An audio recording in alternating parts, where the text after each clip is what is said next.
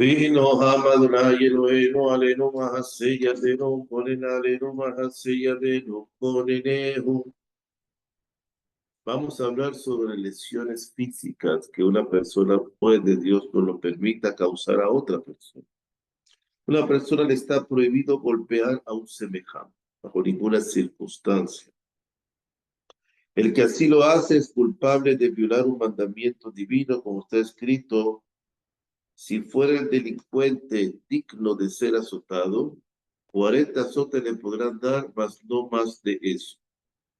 Ahora, si la Torá se refiere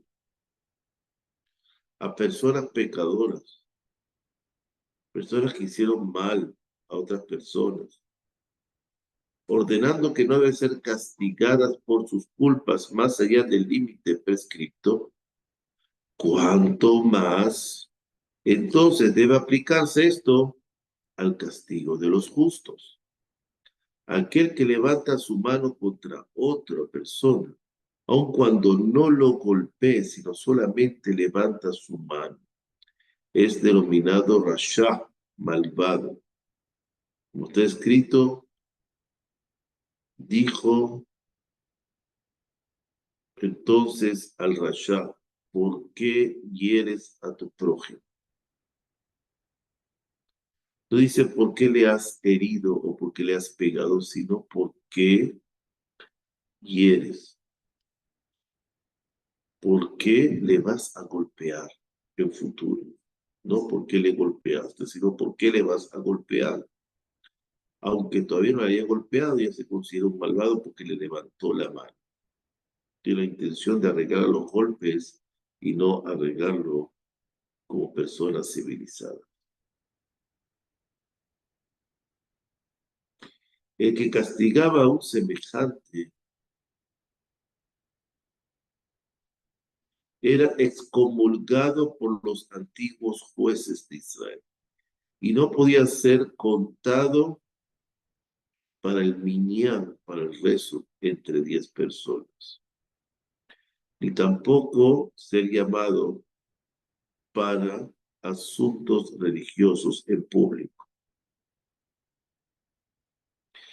Si alguien lo golpea, ¿verdad? O a él o a otro correligionario, no puede salvarse o salvar al otro judío, excepto si te tiene que dar golpes, cuestiones necesarias que tiene que dar golpes porque es para salvarse él, porque viene otra persona a pegarle a él. Entonces le está permitido hacerlo, pero nunca puedes levantar tú primero la mano.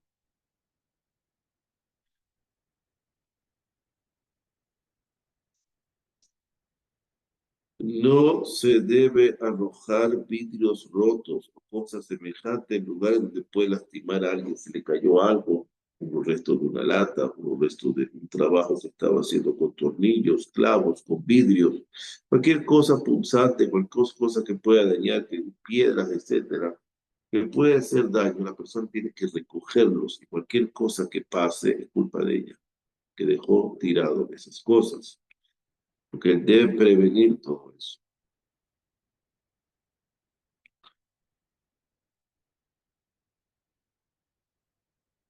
Si un vecino de nosotros tiene un dolor de cabeza o está enfermo y le molesta el ruido de nuestros martillazos o nuestros trabajos que estamos haciendo en nuestra casa, no debemos seguir con ese trabajo, salvo que es un trabajo de emergencia que está inundando la casa, Dios no quiera, o hay un escape de gas, pero si no, no. Si es por decoración o es por albañilería y se puede, no. ¿Por qué? Porque estamos molestando a la otra persona y él tiene que recuperarse.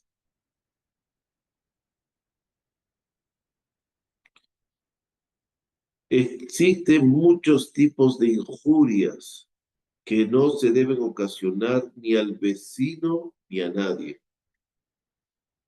Y este es un principio moral que se aplica a todos los casos análogos. No está permitido efectuar nada en nuestro predio, y especialmente en los lugares de trabajo público, que pueda causar perjuicio al vecino o al transeúnte, a menos que sea una cosa que usualmente hacemos todos en la ciudad, lo que equivale a haber recibido la aprobación de todos los conciudadanos de hacerlo. De modo que cada uno a su vez pueda gozar del mismo privilegio. Toda vez que él o sus hijos después de él también deben hacerlo, o pueden hacerlo. Aquel que atemoriza al prójimo, por ejemplo, con un alarido repentino detrás de él, asusta, o apareciéndoles súbitamente en la oscuridad, cosa por el estilo, será responsable ante el tribunal celestial por asustar a eso. No fue una broma, es un susto. Amén. No estamos hablando si la otra persona se sorprende y se asusta sola, no. Si lo haces a propósito, la otra cosa. La persona que causa daño a un vecino de cualquier manera, aunque haya pagado por la injuria, como así también el que hurta o roba, aunque haya hecho restitución de lo sustraído o haya pagado indemnización, no puede obtener el perdón del cielo hasta no haber solicitado el perdón de la parte injuriada o de aquel a quien despojó de sus bienes, a causa de la angustia que le había ocasionado. Ya le devolvió, pero le causó una angustia que es irreparable, una preocupación. Entonces la víctima debe mostrarse dispuesta a perdonar el mal que se le ha hecho y no obstinarse tampoco en rehusar el perdón del prójimo. El que ve a su vecino en dificultades, Dios no lo quiera, debe hacer cuanto esté a su alcance para acudir en su ayuda. Si él mismo no puede hacerlo, debe comprometer a otros a hacerlo. Si el que es ayudado puede afrontar el gasto que se ha ocasionado en su favor, debe pagar. Pero aun cuando se sepa que no puede afrontar la institución del dinero que se pague, no se debe eludir la obligación moral de ayudar, aun a expensas del auxiliador. El que se aparta de esta hermosa misión, como es el de socorrer a un semejante, es culpable de infringir el mandamiento: no desatiendas la sangre de tu prójimo. Aquel que descubre a personas malvadas tramando una conspiración en contra de un semejante o tratando de tenderle una trampa, pues una trampa monetaria, es una trampa física, una trampa política, y él no se lo advierte, o si puede, a fin de apaciguarlo, pagarle con dinero para que no lleve a cabo un plan maligno, y no lo hace, cualquier otra misión similar, debe estar violando el mandamiento: no desatiendas la sangre de tu prójimo. Nuestros sabios de la antigüedad nos cuentan en la Mishnah, en Sanedrín: el que salva una vida en Israel es considerado como si hubiera preservado a todo el mundo. La persona que se dedica al falsificar dinero, falsificar mercancía, marcas, y de la cual se teme que con ello perjudicará a otros, es considerada una amenaza pública y se le debe advertir que desista de esta práctica. Si no atiende la advertencia, se le puede denunciar al gobierno y declarar además que ningún otro se haya implicado en el delito. Si una persona es acusada falsamente de ser cómplice, puede igualmente defender su inocencia declarando: yo no participé en ese delito, puesto que el único delincuente es fulano de tal, etcétera, y ir a juicio. Era costumbre de los 7 ancianos de la ciudad aplicar a multas en caso de injurias, insultos y acciones semejantes.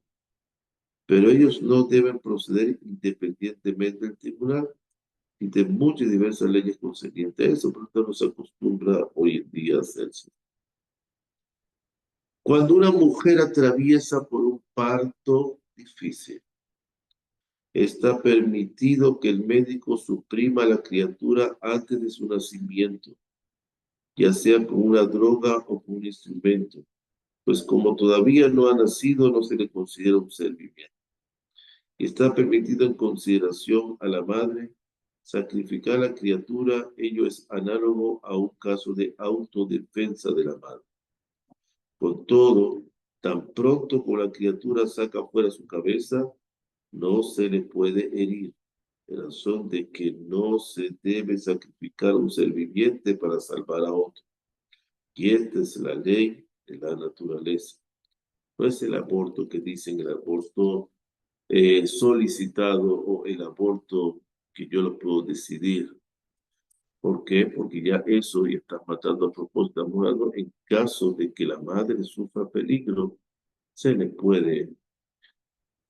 siempre se busca primero la vida de la madre mientras el niño no haya nacido. Después ya depende de la situación cuando saca la cabeza. Por eso, cuando sacó Binyamin, que murió Rachel en el parto, dice Yatzá, y entonces pues dice que murió. Primero sacó la cabeza, después murió Rachel. Baruch Hashem Leolam. Amén, ve amén.